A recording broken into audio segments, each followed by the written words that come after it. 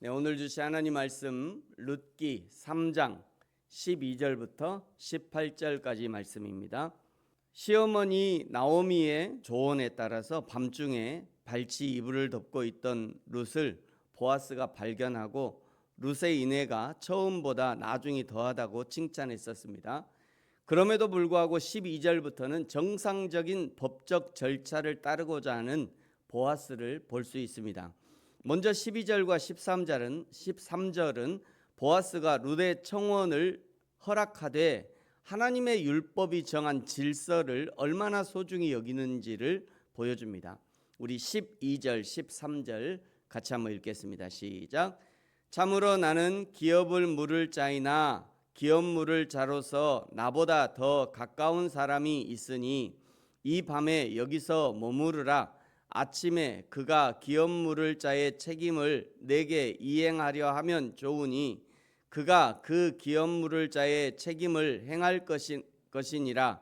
만일 그가 기업 물을 자의 책임을 내게 이행하기를 기뻐하지 아니하면 여호와께서 살아계심을 두고 맹세하노니 내가 기업 물을 자의 책임을 내게 이행하리라. 아침까지 누워 있을지니라 하는지라. 아멘. 보아스는요 룻의 현숙함을 알았지만 자신의 감정이나 편의를 위해 법적 절차를 무시하지는 않았습니다. 자기보다 우선순위가 있는 더 가까운 친척의 존재를 언급하는 거죠. 보아스의 이런 행동은 레위기 25장에 등장하는 하나님의 법, 고엘, 기업 물음에 관한 법을 지키기 위해서 자신의 권리를 기꺼이 유보하는 행동입니다. 이것은 성도가 선한 목적을 이룰 때도 반드시 합당한 수단과 질서를 따라야 함을 교훈하는 거죠. 법궤를 옮기던 웃사는 법궤가 굴러 떨어지는 것을 막으려고 손을 댔다가 그 자리에서 즉사하는 일이 있었습니다. 당연히 손을 대는 것도 안 되지만 그 이전에 법궤를 수레로 옮기는 것부터 안 되는 것이었습니다.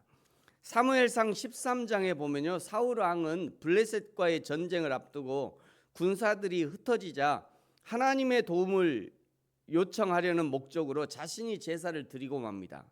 아무리 급해도 제사는 오직 제사장만 집례할 수 있었습니다.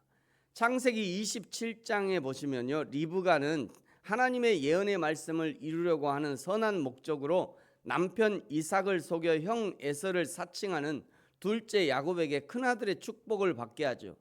그 대가로 야곱은 형 에서를 피해 20년간 타향살이를 하게 됩니다.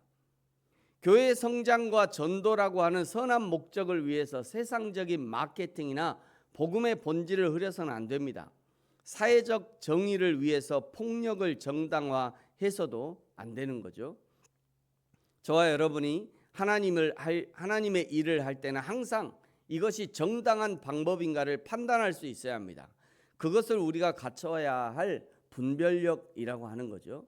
이 분별력이 사라지기 시작하면 온갖 세상적 방법을 교회로 끌고 들어와서 어떻게든지 부흥을 한번 시켜보고 어떻게든지 건축을 한번 해보고 어떻게든지 뭔가 한번 해보려고, 교회는 오히려 더 법을 더 잘 지켜야 돼요. 14절에 보시면요, 룻이 새벽까지 발치에 누웠다가 사람이 알지 못하도록 조용히 일어나서 가려 할 때 15절에 보아스가 룻의 겉옷에 보리를 6번 되어줍니다. 이 장면은 단순한 구제 이상의 언약적 확증과 구속사적 풍성함을 상징합니다.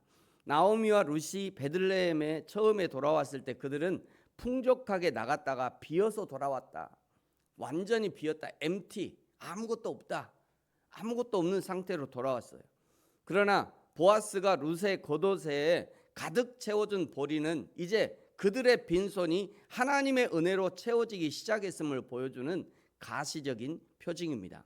특별히 보아스가 6번 되어준 것은 룻이 짊어질 수 있는 최대치인 동시에 아직 7번째라는 완전한 안식, 결혼과 기업의 회복이죠. 그것이 남아있음을 암시하는 겁니다.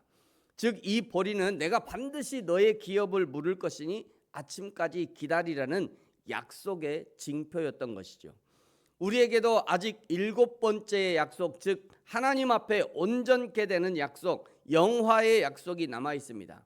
그러므로 6번의 약속이라 할 수 있는 성령의 인도하심을 날마다 기쁨으로 순종함으로 날마다의 성화의 길을 걸을 수 있어야 하는 거죠. 16절과 17절에요. 룻이 시어머니 나오미에게 지난 밤부터 오늘 새벽까지 있었던 일을 소상히 알려드리자 18절에 나오미가 룻에게 이 일이 어떻게 진행될 것인지에 대한 언지를 줍니다. 여러분 우리 18절은 같이 한번 읽겠습니다. 18절입니다. 시작. 이에 시어머니가 이르되 내 딸아 이 사건이 어떻게 될지 알기까지 앉아 있으라. 그 사람이 오늘 이 일을 성취하기 전에는 쉬지 아니하리라 하니라. 아멘.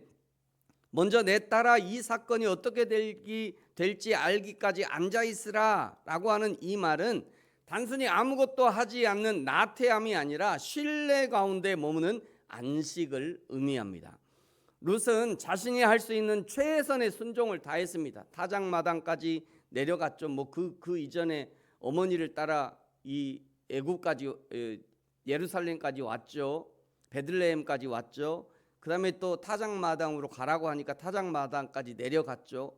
발치에 그 이불을 덮고 있으라 하니까 또 거기까지도 순종을 했어요. 최선을 다해서 순종한 거죠. 이제는 하나님의 주권적 일하심을 기다려야 한다는 거예요. 이것을 우리는 믿음의 인내라고 부릅니다. 우리가 할 수 있는 최선을 다 사용한 후에는 결과에 대한 전적으로 하나님을 신뢰하고 영혼의 평안을 유지할 수 있어야 합니다. 전도할 때나 선교적 활동을 할 때도 이런 구호를 많이 사용하죠. 나는 최선으로 전하고 그 결과는 하나님께 맡긴다. 이런 의미에서 말하는 겁니다. 두 번째, 그 사람이 오늘 이 일을 성취하기 전에는 쉬지 아니하리라. 나오미는요 보아스의 성품과 의지를 확신했습니다. 보아스가 룻의 기업을 무르기 위해 즉각적으로 그리고 끝까지 행동할 것을 알았던 것이죠.